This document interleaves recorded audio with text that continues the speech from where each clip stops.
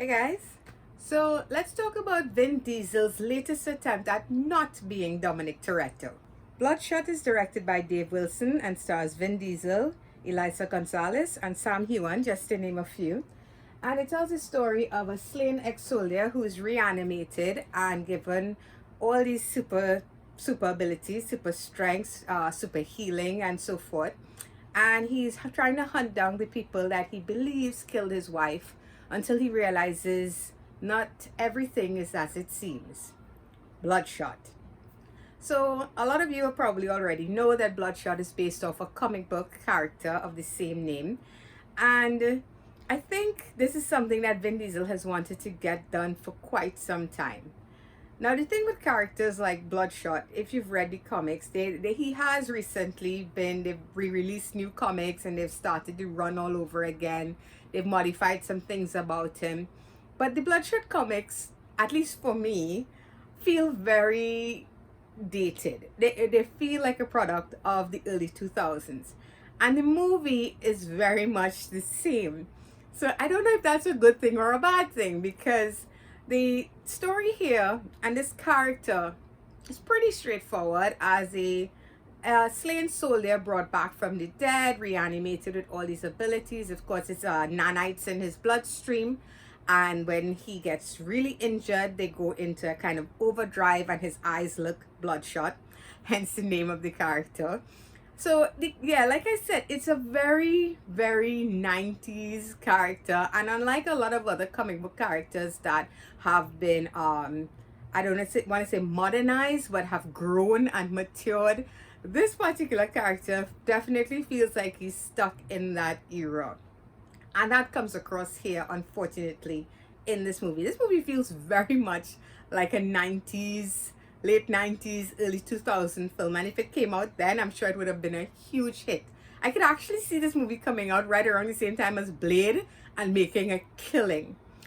Vin Diesel, for his part, is doing his damnness to bring this character to life on screen. You can tell he's really giving it all at his Vin Diesel level, but it's so hard not to see Dominic Toretto when you're looking at Vin Diesel, especially when they dress him a certain way. I don't know why you would put him in a white wife beater.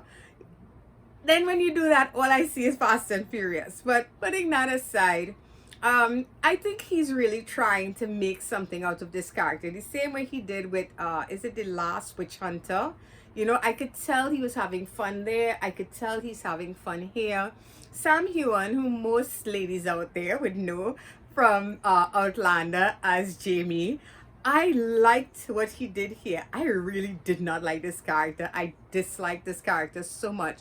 So props to him for giving me somebody I could really hate when he's known as being such a good guy in that television series. So him, then Eliza, I think they're all trying to make these characters resonate with the audiences. But unfortunately, this story is as generic and as straightforward and simple as it gets. You have a guy seeking revenge for the death of his wife, which is like every Steven Seagal movie and 90s movie that you could think of, action movie you could think of. You have a villain played by Guy Pearce whose only real motivation is he doesn't want to share his toys. It is just the dumbest thing ever. I won't get into it too much, but that's what I felt his motivation was. He just did not want to share a claim and share his toys. I will leave it at that. It's such a weak motivation. The character is just nothing, and you never once feel anything above, well, he's supposed to be a bad guy, you know. Guy Pearce is such a good actor. He could do so much more than this, you know. The CG is good when they focus on it. You can tell where they put effort into this, you know. The scenes where he's getting shot at and he's getting torn apart and blown up and the nanites are bringing his body back together. You could tell all the money was put into those shots and those scenes, while other scenes, certain action sequences where there's a lot of running and jumping and stuff like that, get a bit wonky. That is to say, it's not that they're not fun, you know. There's one on an elevator that's falling. I really like that scene. There's a chase scene And then there's the first scene where he goes after his first victim. These are all, for the most, well shot sequences. The editing could be a bit messy here and there. It does that shaky cam thing that I absolutely hate in action sequences. But overall, you know, it was better than what I saw in Hobbs and Shaw.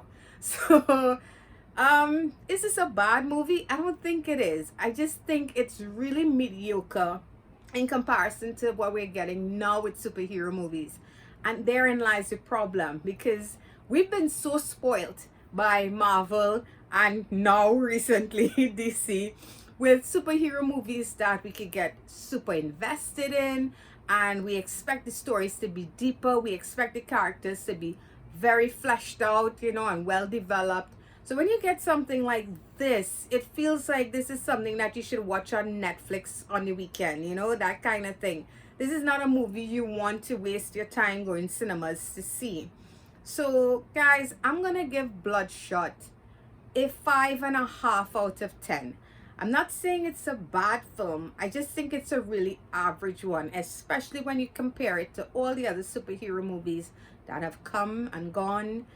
Really recent ones, not the ones from the 90s. Really Fantastic Four and all those sorts of things. They're 2090s movies right there. It feels like it fits in with those films rather than the ones we've been getting of late. So 5.5 out of 10. And that's going to be it for this review, guys. As well as with everything that's going on, guys, with this coronavirus, you know, everybody everywhere is dealing with this and trying not to panic and trying to keep safe. All that said, guys, you know, as they're saying, the best thing to do is social distancing, staying out of crowded areas. When I went to see Bloodshot, there was hardly any people in the cinemas and everybody was sitting really far apart. So, but that said, I think I'm going to avoid going to my local cinema until we're a little more sure-footed as to what is going on and how safe it is out there. So I'm not sure when I'll get new stuff out to you guys after this one. This might be the last one for just like a couple weeks. I will, however, be reviewing on Stardust as usual on the Stardust app. You can find me there at Movie Junkie, same name.